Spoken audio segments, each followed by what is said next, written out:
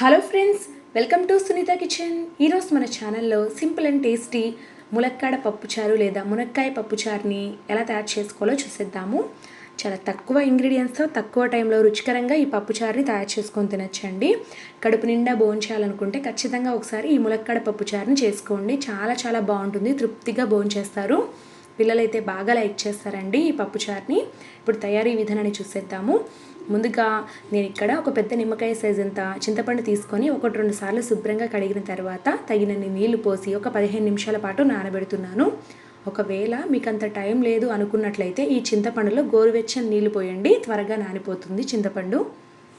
ఇలా చింతపండుని ఒక పక్కన నానబెట్టుకుంటూనే మరొక పక్కన ఒక ప్రెషర్ కుక్కర్ తీసుకొని 1 కప్పు దాకా కందిపప్పు తీసుకోండి. ఈ కందిపప్పుని 1-2 సార్లు శుభ్రంగా కడిగిన తర్వాత ఇందులోకి పచ్చిమిర్చిని వేసుకోవాలి. బాగా కారంగా ఉన్నవి ఒక 10 పచ్చిమిర్చి తీసుకున్నానండి. ఇలా కారంగా ఉన్న పచ్చిమిర్చి తీసుకుంటే ఎండుకారం అనేది తక్కువగా వేసుకోవచ్చు. అలాగే టమాటాలు ఒక 2 పెద్దవి తీసుకున్నాను, ఇలా కట్ చేసి వేసుకోండి. అలాగే 2 ములక్కాడలు తీసుకున్నానండి. ఈ ములక్కాడ పప్పుచారు కోసము పైన చెక్క అనేది లైట్గా తీసేసి వేస్తానండి నేను. అదేవిధంగా 1/2 టీ స్పూన్ దాకా పసుపు వేసి 2-3 విజిల్స్ వచ్చేంత వరకు ఉడికించండి. 2-3 విజిల్స్ వచ్చిన తర్వాత స్టీమ్ అంతా కూడా పోయి స్టవ్ ఆపిన తర్వాత ఒకసారి చెక్ చేద్దాము. పప్పు చక్కగా ఉడికింది. ఇప్పుడైతే ములక్కాడ ముక్కలు ఉంటాయి కదా, వాటిని పక్కకు తీసి పెట్టుకొని మిగతా పప్పు, ఈ పచ్చిమిర్చి టమాటా మిశ్రమాన్ని అంతా కూడా మనం పప్పు గుత్తితో బాగా వెనుపుకోవాలి. అంటే మెత్తగా మ్యాష్ చేసుకోవాలన్నమాట. బాగా చక్కగా ఉడికిపోయింది చూడండి. పప్పు మాత్రం బాగా మెత్తగా ఉడికిందండి. ఇలా పప్పు బాగా మెత్తగా ఉడికిందంటే పప్పు చారులో పలుకులు లేకుండా బాగా ఉంటుందండి.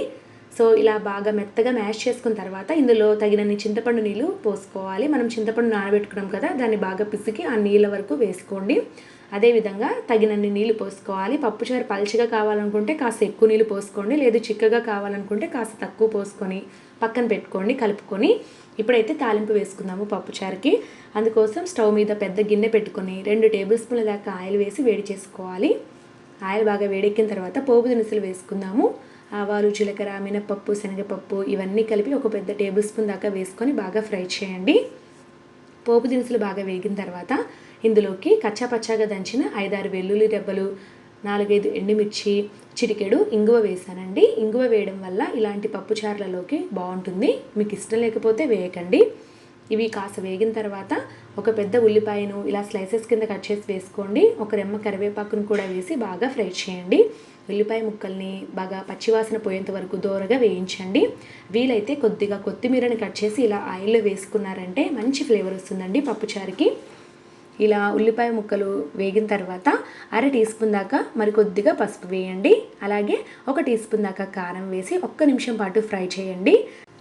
పసుపు కారం వేసిన తర్వాత ఎక్కువసేపు వేయించకూడదండి, మాడిపోతుంది. 1 నిమిషం పాటు వేయిస్తే సరిపోతుంది. తాలింపు మనకి ఇక్కడ బాగా వేగింది కదా, ఇప్పుడు వెంటనే కలిపి పెట్టుకున్నటువంటి పప్పుచారు నీళ్ళను వేసుకొని బాగా కలపండి. అదేవిధంగా ఇందులో తగినంత ఉప్పు వేసుకోవాలండి.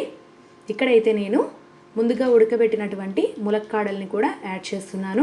అదేవిధంగా రుచికి సరిపడా ఉప్పు వేసుకొని బాగా కలుపుకొని హై ఫ్లేమ్లో 5 నిమిషాల పాటు మరిగించితే సరిపోతుంది. మనకి పప్పుచారు రెడీ అయిపోతుంది అనమాట. ములక్కాడల్ని ముందుగానే ఉడికించాం కాబట్టి త్వరగా అయిపోతుంది రెసిపీ అనేది, కానీ టేస్ట్ చాలా బాగుంటుంది. ఖచ్చితంగా ట్రై చేయండి ఫ్రెండ్స్. ఇలా ములక్కాడ పప్పుచారు చేసేటప్పుడు మీకు నచ్చిన వెజిటబుల్స్ని కూడా వేసుకోవచ్చు అండి. తాలింపులో క్యారెట్, బంగాళదుంప ఇలాంటివి కూడా వేసుకోవచ్చు అనమాట. 5 నిమిషాలు అయిపోయిందండి. పప్పుచారు బాగా కాగింది చూడండి. వెంటనే స్టవ్ ఆపి ఇందులోకి తరిగిన కొత్తిమీరని వేసుకొని బాగా కలుపుకుంటే మనకి వేడివేడిగా పప్పుచారు రెడీ అయిపోయినట్లే. టేస్ట్ మాత్రం చాలా బాగుంటుంది. దీన్ని పక్కకు దించిన తర్వాత లైట్గా అంటే కొంచెం వేడి తగ్గుతుంది కదా, తర్వాత అన్నంలోకి సర్వ్ చేసుకుంటే చాలా బాగుంటుంది. ఈ పప్పుచారుని మీరు రాగి సంగటిలోకి నంచుకోండి, చాలా బాగుంటుందండి. అదేవిధంగా మనం జీరా రైస్ లాంటివి చేసుకుంటాం కదా, అలాంటి రైస్ ఐటమ్స్లో కూడా బాగుంటుందన్నమాట కాంబినేషన్గా. ఒకసారి ట్రై చేయండి ఫ్రెండ్స్, చాలా చాలా బాగుంటుంది. చూసారు కదండి, ఎంతో రుచికరంగా ఉండే ములక్కాడ పప్పుచారు చాలా సింపుల్గా తయారు చేసుకున్నాం కదా. ఈ వీడియో మీకు బాగా నచ్చినట్లయితే వీడియోని లైక్ చేయండి. అలాగే మీ ఫ్రెండ్స్ అండ్ రిలేటివ్స్కి ఫార్వర్డ్ చేయండి. Thank you for watching.